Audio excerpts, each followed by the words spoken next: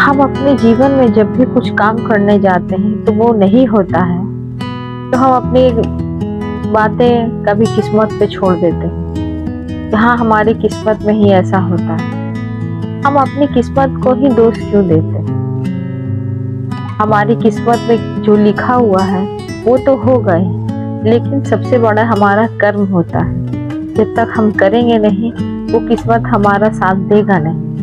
इसलिए कर्म सबसे बड़ी चीज है। इसलिए कर्म करते जाइए और किस्मत हमेशा आपका साथ देगा। इसी बात पे कहानी सुनाती हूँ। किसी राज्य में एक राजा और एक रानी रहती थी। वो चारों तरफ से धनवान थे।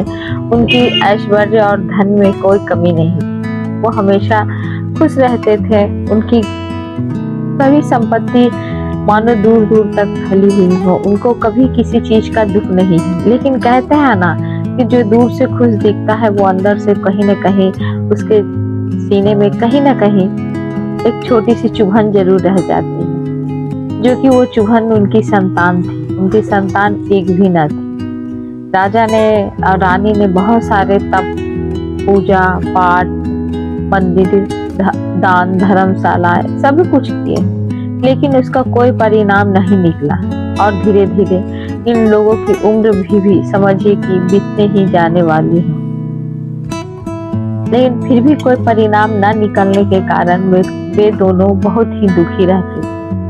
एक दिन की बात है कि रानी अपने राजमहल में बैठी हुई थी। तभी वहां दरवाजे पर एक साधु आए। साधु भिक्षा मांगने लगे। साधु भिक्षा मांगे तो दासी ने जाकर रानी को कहा कि हे रानी, जो देखिए कोई दासी, कोई साधु महात्मा आए हैं जो उनको आपको भिक्षा मांग रहे हैं। रानी ने कहा कि ये भिक्षा मैं लास्ट दूंगी, इसके बाद मैं अब भिक्षा किसी को नहीं दूंगी।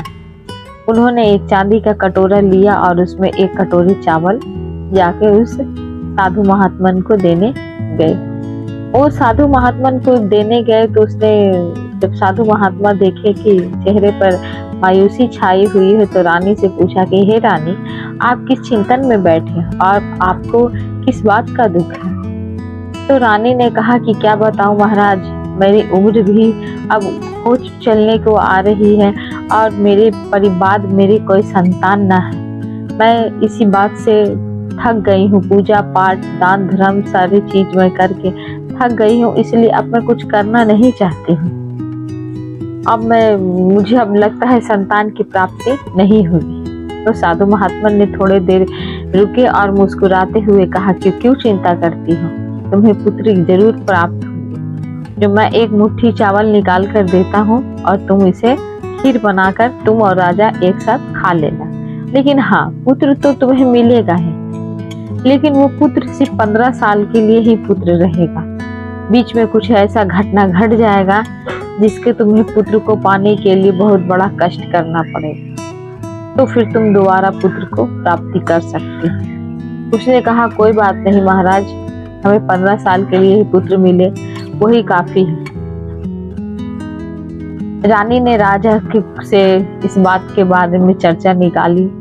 राजा ने कहा कि हे रानी, अब इस चीज का कोई भी परिणाम नहीं निकलता, ये सब व्यर्थ है। हमने बहुत सारे पूजा पाठ कराए, सारे चीज कराए, लेकिन हमारी पूजा हमेशा व्यर्थ ही गई है। तो अब इससे क्या होगा?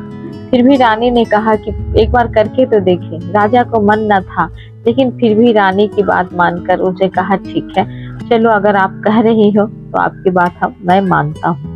उसके बाद दोनों ने स्नान ध्यान करके खीर बनाए और दोनों ने खीर खाया और फिर दोनों आराम करने चले गए। उसके बाद कुछ ही महीने के बाद उन्हें एक पुत्र प्राप्त हुआ। पुत्र प्राप्त होने मतलब गर्भ धारण रानी ने कर चुकी थी। जब रानी ने गर्भ धारण किया तो राजा बहुत खुश हुए। उन्होंने अपने महल में चारों ओर घोषणा करा दी कि पूजा कराओ, पकवान बनाओ और दान धर्मशालाएं जितने भी गरीब है उसके भोजन कराओ, सभी चीज कराओ। राजा ने ऐसे आयोजन कराने के लिए शुरुआत कर दी। धीरे धीरे 9वां महीना आ गया और जब उन्हें प्रसव पीड़ा हुई तो उन्हें एक पुत्र प्राप्त हुआ। जो पुत्र जो था बहुत तेजस्वी था उसके माथे पर से सूर्य चमक रहा था। सूर्य की जैसे सूर्य की किरण चमकती है वैसे समझिए वैसे चमक रहा था। उसने बहुत सारे यज्ञ कराए और भूखों के दान धर्म करा के उसे पूजा पाठ कराया। उसके बाद जब उन्हें राजा के घर में वो पुत्र अपना हंसते खेलते बड़ा होने लगा, हंसते खेलते जब बड़ा होने लगा तो उसे एक महात्मा ने कहा कि इसकी विवाह पहले ही करा दो, क्योंकि उसे विवाह नहीं कराने से इसकी घटना ज्यादा घट जाएगी। फिर उसी समय राजा ने कहा ठीक है, मैं उसे बाल विवाह करा देता हूँ। उसके बाद उसने राजा ने उसे एक राजकुमारी देखकर उसका विवाह करवा दिया। अब विवाह करा देने के बाद धीरे धीरे उसे दोनों को अपना योग स्कूल दिए, 12 विद्या में पारंगत कराए उसे। उसके बाद तीर धनुष से सारी विद्या उसे जब सिखाए।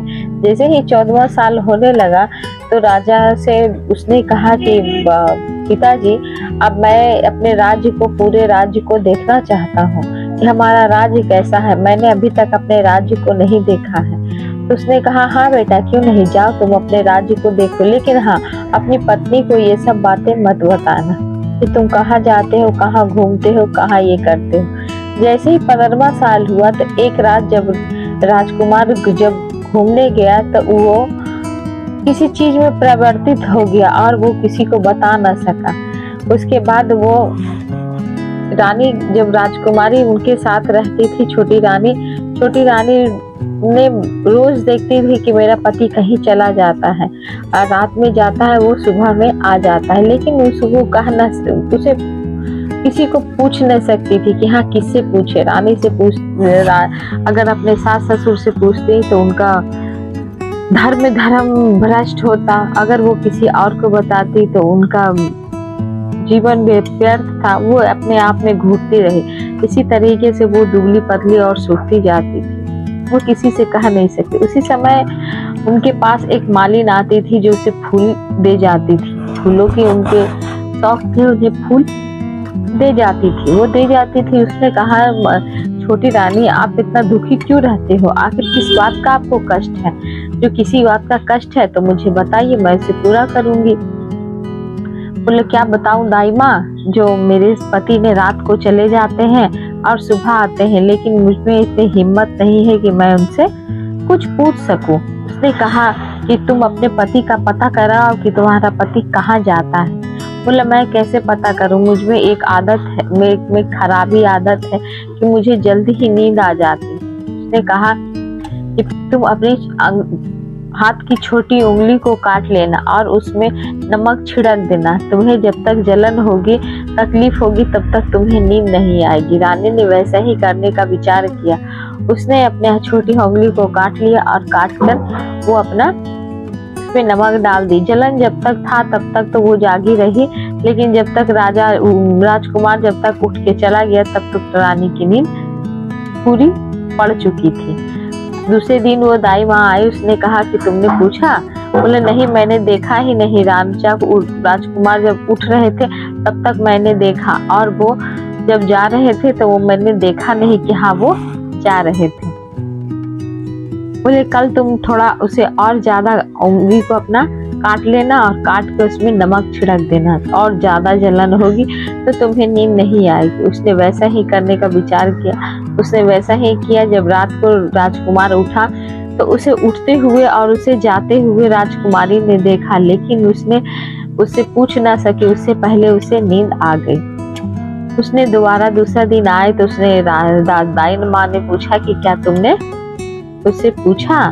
बोले नहीं दाई माँ, मुझे उनको मैंने जाते हुए देखा, जैसे ही मैं उठती, क्योंकि उठने से पहले ही मुझे नींद आ गई। बोले कल तुम और ज्यादा उसे काट लेना ताकि तुम्हें नींद आ ही नहीं सके, और उसमें नमक की जगह मिर्च का पाउडर भी थोड़ा लगा लेना ताकि वो जलन रहेगा तो तुम्हें नींद आएगी ही नहीं। उसने कहा ठीक है। उसने वैसा ही विचार किया करने का। अब तो राजकुमार जब उठने लगा तो उससे जब जाने लगा तो राजकुमारी ने उठकर राजकुमार से पूछ बैठी कि आप रोज रात के कहाँ जाते हो, मुझे बताओ। नहीं आप बताओगे तो मैं कुछ और समझ बैठूंगी। तो राजकुमार ने कहा कि देखो रानी, मैं तुम्हें कुछ नहीं बता सकता हूँ, ये तुम्हारे बताने के खिलाफ है, मैं तुम्हें कुछ नहीं बता सकता हूँ। तो उसने कहा कि नहीं, मुझे आपको बताना ही होगा, बताना ही होगा। उसने कहा ठीक है, मैं 2 चावल देता हूँ, दाहिने चावल एक दाहिने हाथ में रखो, एक बाएं हाथ में रखो। बोले ठीक है, जब तुम दाहिने हाथ का चावल मुझे अगर तुम फेंकोगी तो मेरी असलियत को देख लोगी, और तुम बाएं हाथ का चावल जब फेंकोगी तो मैं वापस तुम्हारे पति के रूप में ही आ जाऊंगा। लेकिन हाँ, याद रखना, बाएं हाथ का चावल फेंकना जरूर, नहीं तो मैं वापस नहीं आऊंगी। उसने कहा ठीक है। जैसे ही उसने दाहिने हाथ का चावल फेंका तो उसकी असलियत उसे दिखने लगी कि उसका बेटा 12-15 साल तक के तो उनका बेटा रहा। 15 साल के बाद वो रात में घोड़े हो जाता था और दिन को आदमी के रूप में हो जाता था। उसने उसे परिवर्तित होते हुए देखकर उसे फूट फूट कर रोने लगी, और रोते रोते उसे याद नहीं रहा कि उसे बायां हाथ का चावल भी उस पे फेंकना है। और समय बीतते बीतते वो सुबह हो गया। जब सुबह हो गया तो रानी को याद आया जब तक समय बहुत दूर निकल चुका था। उसके बाद अब तो राजमहल में चर्चा होने लगी कि राजकुमार कहाँ गए, राजकुमार कहाँ गए, राजकुमार तो आ ही नहीं रहे, राजकुमार गए तो कहाँ गए। अब रानी फूट फूट कर रोने लगी। बताई तो क्या करे, उसके वियोग में उसके माता पिता दोनों परेशान होने लगे।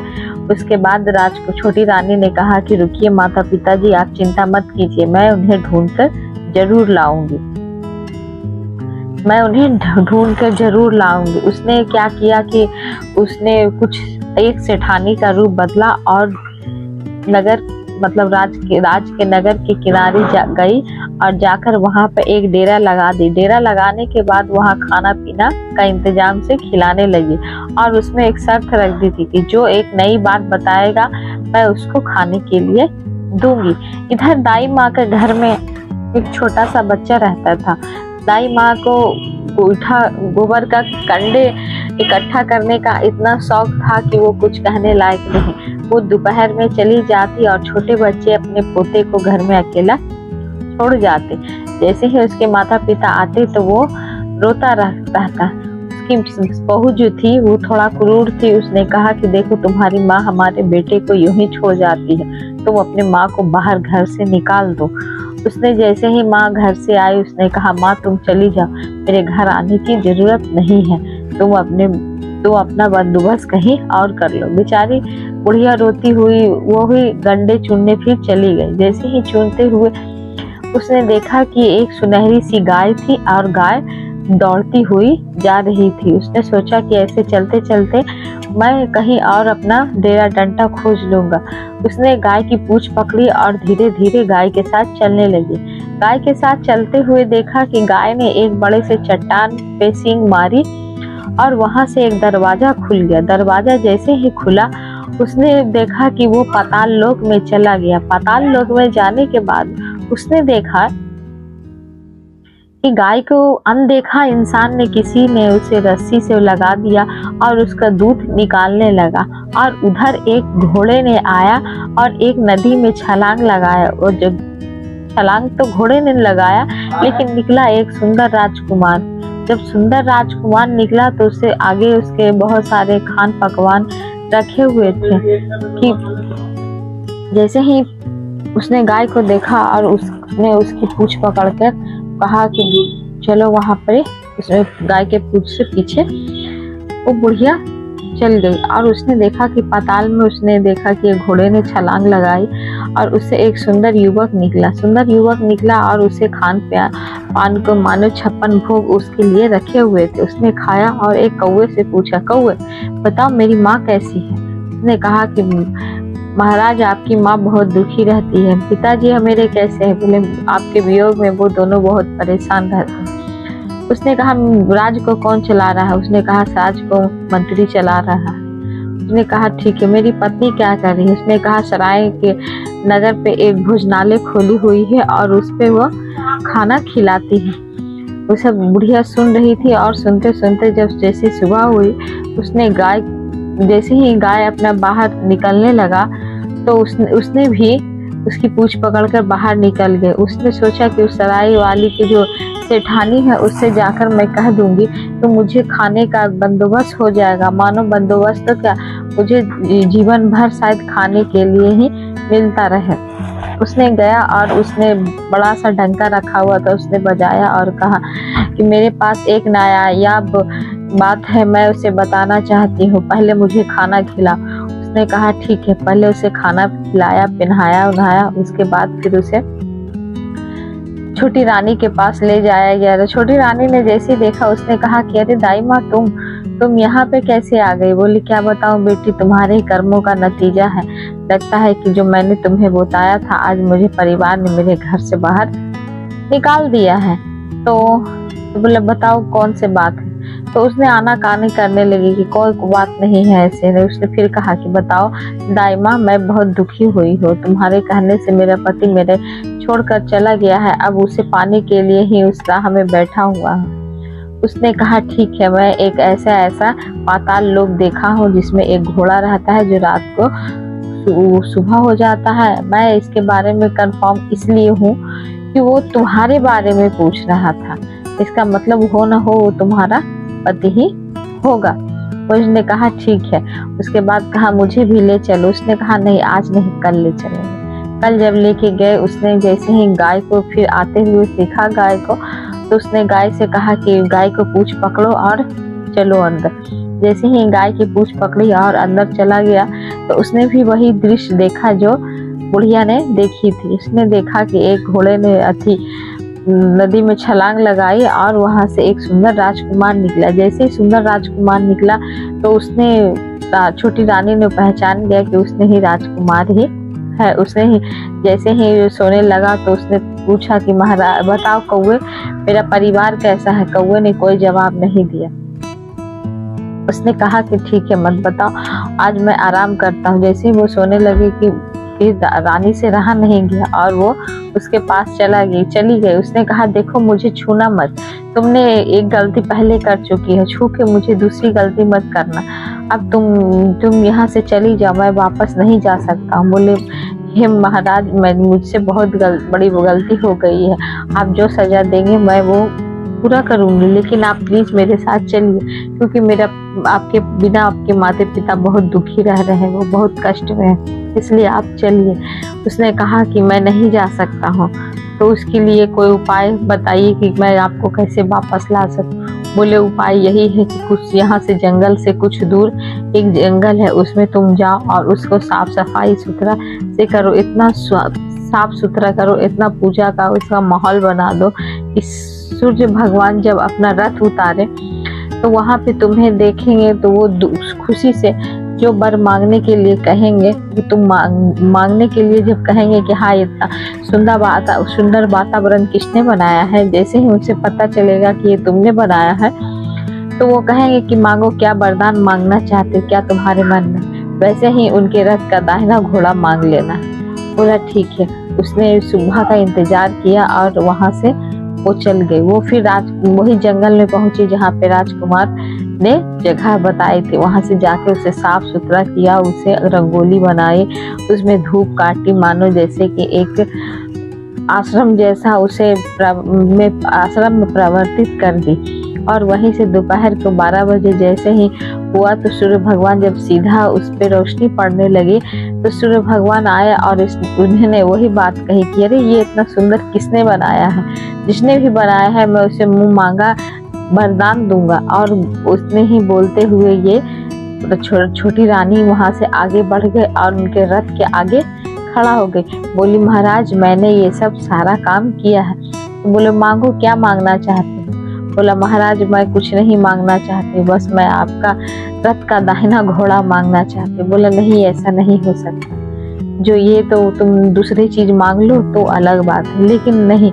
रानी को टिकी हुई वही बात पे रह गई कि नहीं मुझे बस यही घोड़ा चाहिए, मुझे बस यही घोड़ा चाहिए। उसने कहा ठीक है तुम्हें इस घोड़ा को हम दे देंगे, लेकिन अभी नहीं, तुम्हें घोड़ा दूसरी जगह से मिलेगा। बोले घोड़ा कहाँ से मिलेगा? बोले घोड़ा वहीं से मिलेगा जहाँ से तुमने यहाँ का साफ सुथरा करने का तुम्हें रास्ता मिला है। उसने कहा ठीक है।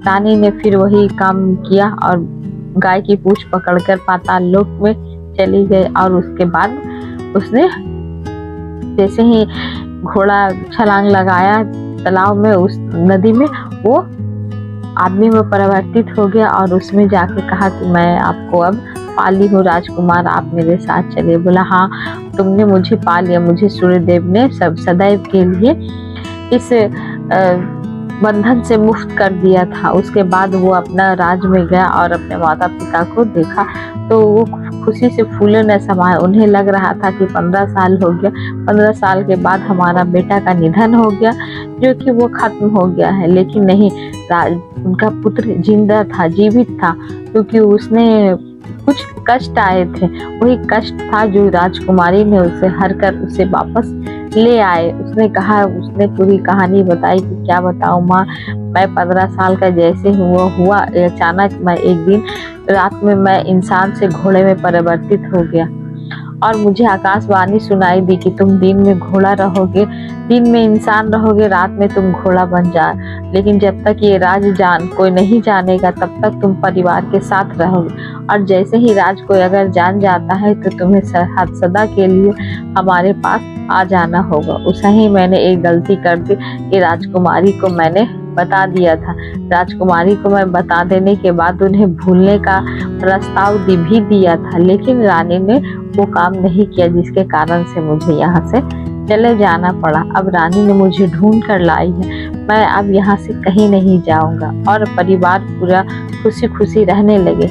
ये सब देखिए बातें तो होती ही, कहानी है, लेकिन ये सब है एक किस्मत से। किस्मत अगर हमारा साथ दे तो हम क्या नहीं कर सकते। अगर छोटी रानी अपनी किस्मत और कर्म पर पड़ी रहती तो उसको राजकुमार कभी भी वापस नहीं मिलता, लेकिन उसने ऐसा नहीं सोचा। उसने कर्म किया और कर्म के साथ करने के साथ जैसे ही कर्म किया तो उसे उसका फल जरूर मिला। इसीलिए किस्मत पे कभी मत छोड़िए, कर्म कीजिए, कर्म के साथ सभी कुछ आपको मिलता जाएगा। जैसा कर्म कीजिएगा वैसा ही फल आपको मिलता जाएगा। तो अगर ये कहानी आपको अच्छी लगी हो तो प्लीज लाइक, सब्सक्राइब, कमेंट जरूर कीजिएगा, और हाँ बेल आइकन को जरूर दबा दीजिएगा ताकि सबसे पहले मैं वीडियो बनाऊं तो नोटिफिकेशन आपके पास पहुंचे। और तब तक के लिए धन्यवाद।